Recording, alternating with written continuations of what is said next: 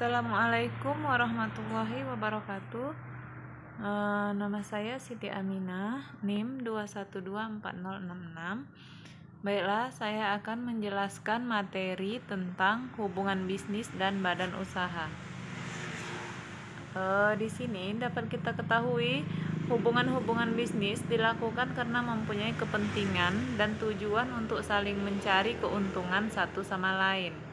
Tujuan lain seperti untuk mempercepat proses pemasaran produknya ke masyarakat luas. Badan usaha merupakan suatu usaha yang menghasilkan barang atau jasa dengan tujuan mencari keuntungan atau laba sebesar-besarnya dalam mempertahankan kelangsungan usahanya, dan untuk memperoleh laba tersebut, badan usaha tidak lepas dari masalah tenaga kerja atau sumber daya manusia.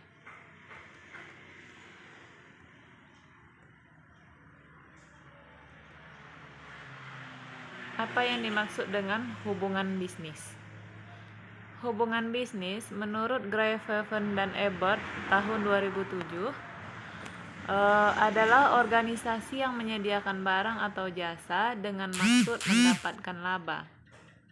Sementara, menurut Profesor Owen, bisnis adalah sebuah perusahaan yang berhubungan dengan produksi dan distribusi barang-barang untuk dijual ke pasaran ataupun memberikan harga pada setiap jasanya. Menurut Merriam-Webster, bisnis adalah suatu aktivitas pembuatan, pembelian atau penjualan barang dan jasa yang kemudian dipertukarkan dengan uang, kerja atau aktivitas yang merupakan bagian dari pekerjaan.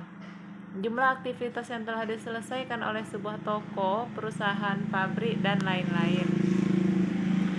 Bentuk-bentuk hubungan bisnis yaitu ada keagenan, yang kedua franchising atau hak monopoli, yang ketiga karakteristik dasar franchise, yang keempat joint venture, yang kelima BOT atau Build Operate Transfer, bangun guna serah. Pengertian badan usaha. Badan usaha adalah kesatuan yuridis atau hukum, teknis dan ekonomis yang bertujuan mencari laba atau keuntungan. Pada pengertian ini, sebagian orang menganggap bahwa antara badan usaha dan perusahaan memiliki pengertian yang sama.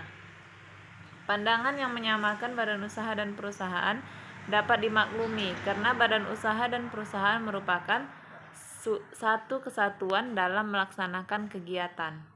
Namun, di antara keduanya terdapat perbedaan. Badan usaha merupakan kesatuan yuridis ekonomis, sedangkan perusahaan merupakan kesatuan teknis dalam produksi. Sebenarnya, perusahaan adalah bagian dari badan usaha yang tugasnya menghasilkan barang dan jasa. Jenis-jenis badan usaha yaitu ada firma, ada persekutuan komanditer atau CV, ada perseroan terbatas atau PT.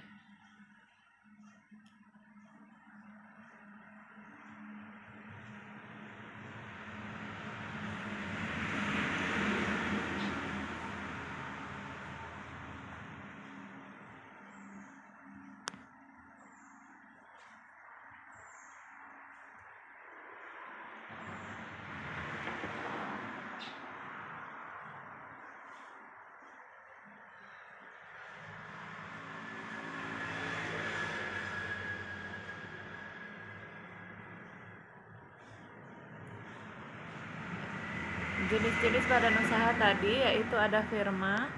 Firma adalah perusahaan yang didirikan oleh beberapa orang yang juga langsung memimpin perusahaan. Menurut KUHD, firma adalah suatu persekutuan untuk menjalankan perusahaan dengan memakai suatu nama untuk kepentingan bersama. Dalam persekutuan firma, semua pemilik ikut menjalankan kegiatan usaha. Jenis yang kedua yaitu persekutuan komanditer atau CV. Persekutuan komanditer adalah suatu persekutuan yang terdiri atas beberapa orang yang berusaha dan beberapa orang yang hanya menyerahkan modal saja. Orang yang aktif berperan dalam upaya memajukan perusahaan tersebut disebut sekutu aktif atau sekutu komplementer. Sedangkan orang yang hanya menyerahkan modal dan tidak terlibat secara langsung dalam menjalankan perusahaan tersebut disebut sekutu pasif atau sekutu komanditer. Pembagian laba kepada para sekutu sesuai dengan ketentuan yang tercantum pada pendirian CV tersebut.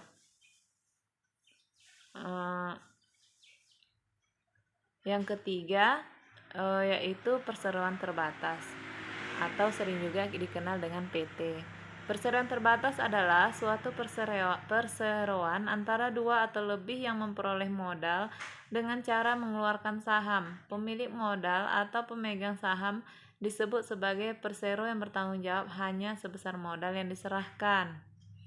Syarat formal pendirian PT adalah sebagai berikut.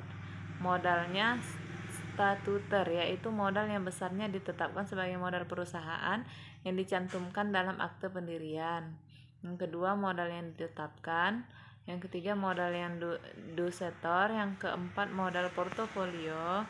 Yang kelima, menurut Kitab Undang-Undang Hukum Dagang, dalam rapat umum pemegang saham, sebagian hak suara diatur sebagai berikut. Setiap saham mempunyai hak satu suara. Jika saham yang dimiliki jumlahnya di bawah 100 lembar, 3 suara. Jika jumlah saham lebih dari 300 lembar dan paling banyak mendapatkan 6 suara.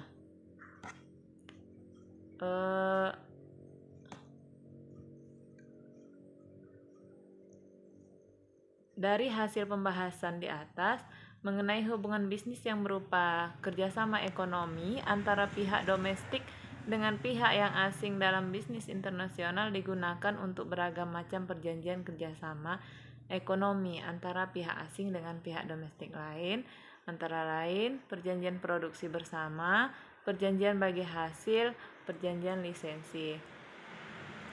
Hanya itu yang dapat saya sampaikan. Jika ada kesalahan saya mohon maaf. Saya akhiri. Assalamualaikum warahmatullahi wabarakatuh.